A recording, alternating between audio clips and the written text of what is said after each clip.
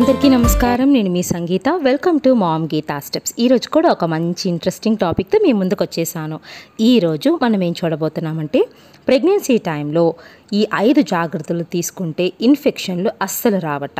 ఆ జాగ్రత్తలు ఏంటో చూసేద్దామా?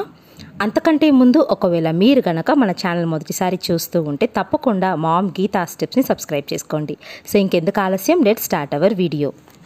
ప్రెగ్నెన్సీ అనేది చాలా సెన్సిటివ్ కలిగినదండి. చాలా డిఫికల్టీస్ కూడా మనము ఎదుర్కొంటాము. చిన్న చిన్న పొరపాట్లు జరిగినా కూడా బేబీ మీద చాలా వరకు దుష్ప్రభావాలు ఏర్పడతాయి. ప్రెగ్నెన్సీ టైంలో తల్లి యొక్క ఇమ్యూని సిస్టమ్ అనేది చాలా వీక్గా ఉండే ఛాన్సెస్ ఉంటాయన్నమాట. సో ఈ సమయంలో గనక మనము శ్రద్ధ చూపించకపోతే, మన యొక్క ఆరోగ్యం మీద సరైన శ్రద్ధ చూపించకపోతే మనకు త్వరగా ఇన్ఫెక్షన్లు సోకుతాయి. ముఖ్యంగా పరిశుభ్రత మీద శ్రద్ధ వహించాలి. మనం శుభ్రతను ఏమాత్రం నిర్లక్ష్యం చేసినా తీవ్రమైన ఇన్ఫెక్షన్లు తల్లికి బిడ్డకు ఇద్దరికీ సోకే అవకాశం ఉంటుందని నిపుణులు చెబుతున్నారు. కాబట్టి తల్లి బిడ్డ శ్రేయస్సు మీద ప్రభావం పడకుండా మిమ్మల్ని మీరు సురక్షితంగా ఆరోగ్యంగా ఉంచుకోవాలంటే ఈ యొక్క 5 అలవాట్లు తప్పకుండా మీకు ఉండాలి. అవేంటో ఇప్పుడు మనం వివరంగా తెలుసుకుందాం. మొదటిగా చూస్తే అనారోగ్యం కలిగిన వ్యక్తులకు దూరంగా ఉండాలి. రూబెల్లా, చికెన్ పాక్స్, ఫ్లూ వంటి ఎన్నో రకాల ఇన్ఫెక్షన్స్ అనేవి గర్భవతులకు మరియు చిన్నారికి ఈజీగా సోకే అవకాశం ఉంటుంది. ఎందుకంటే ఇవి అధికంగా గర్భవతులకు వచ్చే ఇన్ఫెక్షన్స్ అన్నమాట. ఇవి కడుపులోని బిడ్డకు చాలా వరకు హాని కలిగిస్తాయి. బేబీకి పుట్టుకతో లోపాలు రావడము, నెలల నిండా కూడా డెలివరీ అయ్యే ప్రమాదం కూడా ఉంటుంది. కాబట్టి అనారోగ్యంతో ఉన్న వ్యక్తులకి చాలా దూరంగా ఉండండి. తరచుగా చేతులను శుభ్రం చేసుకోండి. మీరు అనారోగ్యంతో ఉన్నారని తెలిసిందంటే వెంటనే డాక్టర్ను సంప్రదించండి. రెండవదిగా చూస్తే మీ చేతులను శుభ్రంగా ఉంచుకోవాలి. చేతుల పరిశుభ్రత అనేది చాలా కీలకమైనదండి. మనం భోజనం చేసే ముందు దగ్గిన, తుమ్మిన, ఏదైనా వస్తువును ముట్టుకున్నప్పుడు మల విసర్జన తరువాత చేతులను ఖచ్చితంగా శుభ్రం చేసుకోవాలి.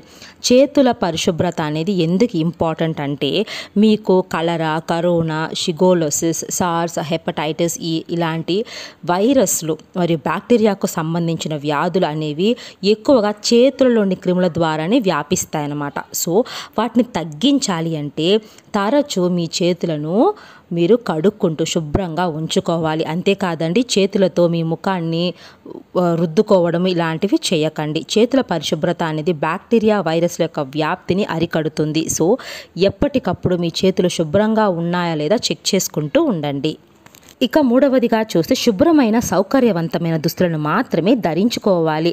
ప్రెగ్నెన్సీ సమయంలో కాటన్ వంటి సౌకర్యవంతమైన దుస్తులను మాత్రమే మనం ఎంచుకోవాలండి. వైద్యులు కూడా ఇదే మనకు సూచిస్తారు.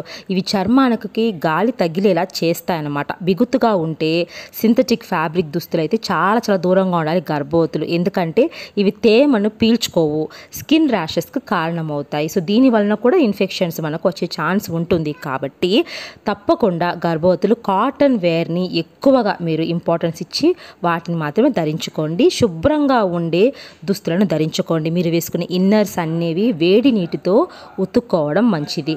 కానీ నెక్స్ట్ చూస్తే పూర్తిగా ఉడికించిన ఆహారం మాత్రమే తీసుకోవాలి. చాలామంది ఇప్పుడు ఉండే మనకు అలవాట్లలో చూస్తే ఫాస్ట్ ఫుడ్స్ ఎక్కువగా తింటాము. హాఫ్ బాయిల్డ్ ఫుడ్స్ అనేవి ఎక్కువగా మనం తింటూ ఉంటాం టేస్ట్ కోసం.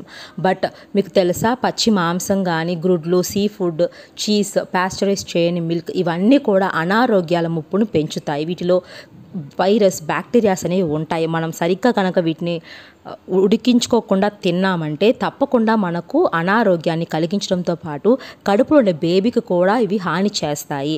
కడుపులో సమస్యలు రావడము, జ్వరము, వాంతులు, నెలల నిండా కూడా ప్రసవం వంటి సమస్యలు కూడా ఇవి తీసుకొస్తాయి. కాబట్టి ఎప్పుడు కూడా పూర్తిగా ఉడికించిన ఆహారమే తీసుకోండి. ఇంట్లోనే మీరు వండుకొని తినండి. బయట ఆహారాన్ని ప్రిఫర్ చేయకండి. ఇక నెక్స్ట్ చూస్తే నీరు తీసుకోవడం. అవునండి, తల్లి బిడ్డ ఆరోగ్యంగా ఉండాలి అంటే హైడ్రేటివ్గా ఉండడం చాలా ముఖ్యం. ఇవి శరీరంలో ఉండే వ్యర్థాలు, టాక్సిన్స్ని తొలగిస్తాయి, శరీర ఉష్ణోగ్రతని బ్యాలెన్స్ చేస్తాయి, మలబద్ధకము, మూత్రాశయ ఇన్ఫెక్షన్స్ ఉన్నా కూడా తగ్గిస్తాయి. కాబట్టి గర్భవతులు తప్పకుండా 8 గ్లాసుల నీరు అనేది తీసుకోవాలని చెప్తున్నారు వైద్యులు. బట్ మీరు నీరు తీసుకుంటున్నప్పుడు తప్పకుండా నీటిని కాచి వడగట్టి చల్లార్చి తీసుకోండి. ఇది చాలా మంచిదండి. వేడి నీరు తీసుకోవడం కూడా మంచిదే. మీరు వేడి నీరు తీసుకోవడం ద్వారా మీకు ఉదయాన్నే కనుక మీరు వేడి నీరు తీసుకోవాలంటే ఎన్నో ప్రయోజనాలు ఉన్నాయండి. మీకు జీర్ణ సమస్యలు రాదు, మలబద్ధకం సమస్య రాకుండా ఉంటుంది. చాలా రకాల ఇన్ఫెక్షన్స్ కూడా మీరు దూరంగా ఉండొచ్చు. కాబట్టి గోరువెచ్చని నీరు లేదా వేడి నీరు తీసుకోవడం అలవాటు చేసుకోండి. దీంతో పాటు నీటికి సంబంధించిన పానీయాలు కూడా తీసుకోండి. అందులో ముఖ్యంగా పాలు, మజ్జిగ, కొబ్బరి నీరు అనేవి ముఖ్య పాత్ర వహిస్తాయి. ఇవి ఇన్ఫెక్షన్లకు మిమ్మల్ని దూరంగా ఉంచుతాయి. ఇంకా నెక్స్ట్ చూస్తే నోటి ఆరోగ్యాన్ని మీరు జాగ్రత్తగా చూసుకోవాలి. నోటిని చాలా ఆరోగ్యంగా ఉంచుకోవాలి.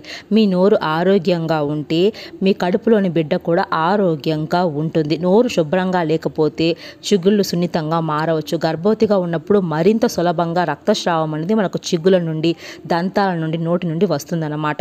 ఇవి నెలలు నిండకుండా డెలివరీ అయ్యే ఛాన్సెస్ను కలిగిస్తాయండి. సో ఫ్లోరైడ్ టూత్పేస్ట్ని రెగ్యులర్గా యూజ్ చేయండి. 2 సార్లు తప్పకుండా బ్రష్ అనేది చేసుకోండి. సో నోరు శుభ్రంగా ఉండేలాగా మీరు చూసుకోవాలి. ప్రెగ్నెన్సీ టైంలో మనకు నోటికి సంబంధించిన ప్రాబ్లమ్స్ వస్తే వాటి వల్ల వచ్చే మెడిసిన్స్ అనేవి బేబీకి ప్రాబ్లమ్ను కలిగిస్తాయి. కాబట్టి ముందుగానే మీ యొక్క డెంటల్ కేర్ అనేది మీరు తీసుకుంటూ రెగ్యులర్గా జాగ్రత్తగా 9 నెలల పాటు ఎలాంటి నోటికి సంబంధించిన సమస్యలు రాకుండా జాగ్రత్త పడండి. సో ఫ్రెండ్స్, చూశారు కదా, మీకు ఇన్ఫెక్షన్లు అనేవి మీ దరిదాపు కూడా రాకుండా ఉండాలంటే ఎలాంటి అలవాట్లు మీకు ఉండాలో. ఐ హోప్ ఈ వీడియో మీకు యూస్ఫుల్గా ఉందనుకుంటున్నాను. యూజ్ అనిపిస్తే please like, share and subscribe. Thank you so much for watching.